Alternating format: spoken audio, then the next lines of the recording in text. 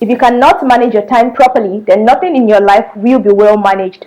Yes, not your money, not all the things you want to do, not even your relationship.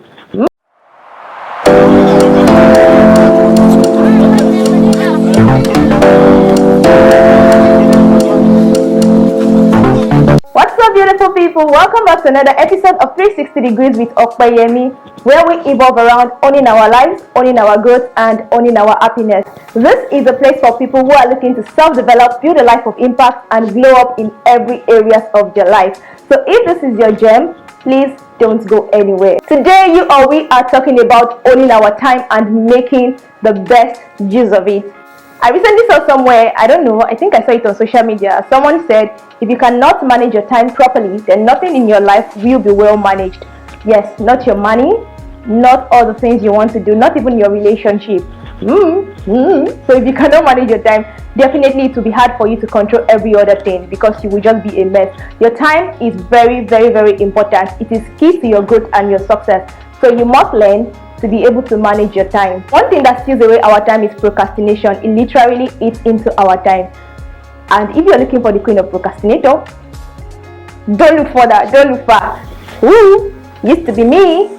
Now I feel like I've been able to get a better hold of it. I've been doing some things that's actually been helping me to procrastinate less. I feel like I've been working on it because I realized that this is actually no way to live. I work very well under pressure, and I feel like for a lot of people that also work very well under pressure, they tend to procrastinate a lot. But one thing I realized procrastination does to you is the fact that you don't get creative. You just want to quickly do that thing and submit. As opposed to when you have the right time to actually do that thing, you get to be creative with it, you get to make it in a way that it comes out better. But when you have limited time, all you just want to do is rush things and just have it ready for the deadline. That is why procrastination is actually not good, because it takes away creativity from whatever it is that you actually need to do. I have been working perfectly well with procrastination. I've been able to deal with it, and I decided to share my tips on how I get things done as a procrastinator, because I used to be the queen of procrastination. But now I'm better, and just because I said, if I'm growing, you are also growing. We have to grow together. I've been seeing results, and I've been able to achieve a lot of things with my time instead of just wasting it, because time is precious. So without further ado, let's get right into it. My number one tip, have a shift of mindset. See, having a shift of mindset goes a long way for whatever you're going to do in managing your time. You can wake up in the morning and you're like, we're ready to crush things today, do your to-do list, write everything down, say it and be like, today we are going at it so strongly. I mean, it's good, have all the energy, have all the vibes and all, but if you do not have a shift of mindset, chances are even after saying all of those things, you will still end up not doing anything.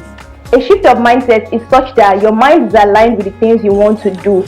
Your mind is focused on the things you want to do. You tame yourself and then you decide that this is what I want to do. So you must have a shift of mindset. See, if your mindset is lazy and then you're just doing the old outward appearance of, I will do this, I will do this, chances are you might end up not doing it. So have a shift of mindset. It is very, very, very important towards you seeing results.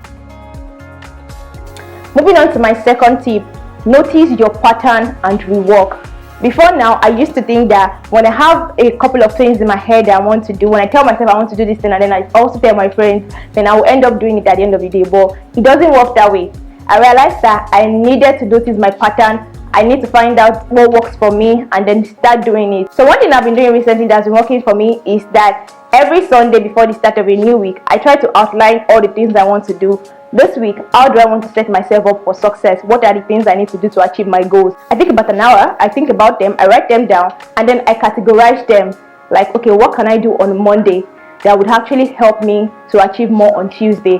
What can I do on Tuesday that I would have to follow up on Wednesday? I begin to break these things down. I begin to rework the way I used to do things before so that it becomes easier for me rather than just packing everything in my head at once and feeling like, okay, I can do all this thing. Because I realized that when I pack way too many things in my head that I want to do, chances are I always end up not doing anything at the end of the day.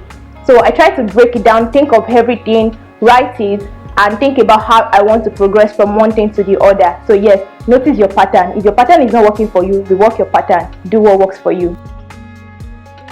Moving on to my third tip, do the easy things first. Yes, this is very, very important when you're trying to get over a particular lifestyle that you've been used to, which is procrastinating consistently.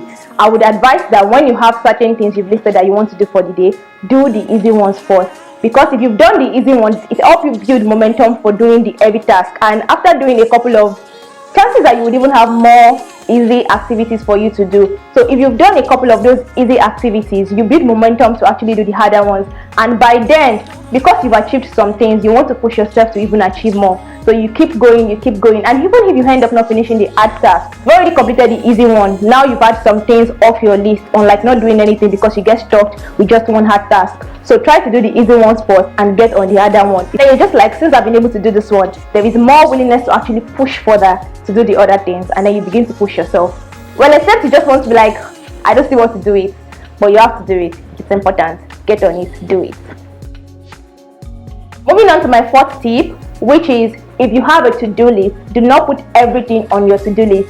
A lot of us make this mistake. I used to make this mistake before now. I'll just jam pack everything. I want to do this one, I want to do that one. I just jam pack everything together. No direction for all the things I want to do, no specification, nothing. I would advise that you have a to-do list for all the goals you want to achieve for the year. I would advise that you have a to-do list for everything you want to achieve for the month. I would advise that you have a to-do list for all the things you want to achieve for the week. And I would advise that you have a to-do list for all the things you want to achieve for the day. And for the day now, you really need to get specific. Okay, do I want to work out today? You have to get specific with your to-do list. Today, I'm going to work out by 7 a.m. for 30 minutes at so gym. All those things you have to specify. Today I'm going to eat healthy, wake up by 6:30 to prepare my breakfast and prep lunch, take it with me to work. All of those things, when you're doing a to-do list, you have to be specific about it. Get specific, put the time in. It helps you achieve more. Once you've set a time and a specification, it makes it easier for you to just push through and achieve it. So when you're having a to-do list, do not jam pack everything together. Break it down. Place it. Okay, this is what I want to achieve for the year, but for me to be able to achieve this large thing for the year, I need to break it down into what I want to see for the month, what I want to see for the week, what I want to see at the end of today. Today will set you up. What you achieve today will set you up for the success you are going to have for the week, because a minute, 1 hour, the whole day contributes to the result you are going to have at the end of the year. So even when you are looking at the large picture, ensure that you break it down to the little things you actually need to do to get the result of the larger picture. So yes. Moving on to the fifth tip, think about your time, how you are investing it, and if these things are converting for you. Maybe that would help give you the ginger to actually restructure everything. Imagine spending the whole of your time just being on social media. It's not even like you are a social media influencer. It's not like you are a social media manager and you have work to do, but you're not doing them. Rather, you're just spending time being on social media. Ask yourself, are these things converting for me? What I am investing my time into, is it really converting for me? You need to know. If it is not converting for you, then you need to make a lot of changes. No one is saying don't relax. That is why I do something like maybe set a particular time that I'm going to get on this work for 3 hours, and once I'm done with that 3 hours, I'll take 30 minutes off to also check social media, do something. Guys, if you noticed changes with the light and a few other things, just know that my camera went off again. And until I get extra camera batteries, this might be our dilemma. But that won't stop us still. Moving on to my sixth tip, which is very important. That is, incorporate self-care into your calendar. Plan self-care. These are the things I want to do for myself once I'm being able to achieve this thing. Just imagine, okay, when I get back home, I want to light up a candle, I want to play music and eat something I really like. This gives you the push to actually want to achieve all the things you want to do during the day, so that you can celebrate yourself or just tell yourself you've done well, pat yourself on the shoulder and tell yourself you've done well at the end of the day. While you're going through a journey, through a process of growth and also curbing your bad behavior, it's important that you celebrate yourself on that journey. Do little things for yourself that shows that you care about yourself, and it's not just because you're trying to achieve one thing or the other. Celebrate yourself, appreciate yourself, and love yourself through the process, and eventually you'll get all the results that you want. Honestly, all of these things takes time. You can't rush the process. This is why you have to be very careful with yourself. You have to be gentle with yourself and take it one step at a time. Start with a mindset shift. This is very important.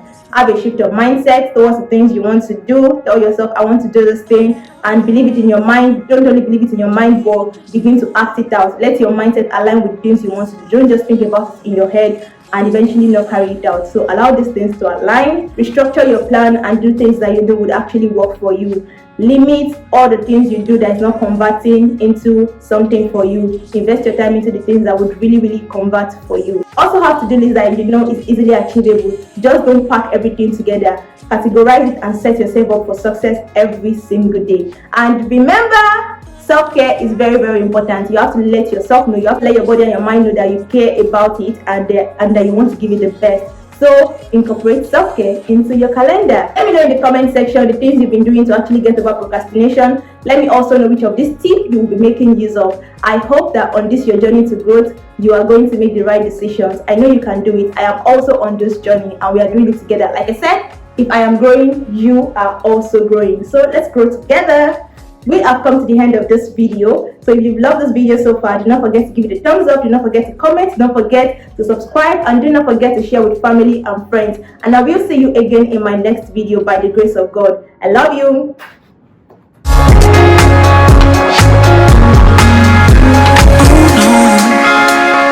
Can you tell me something?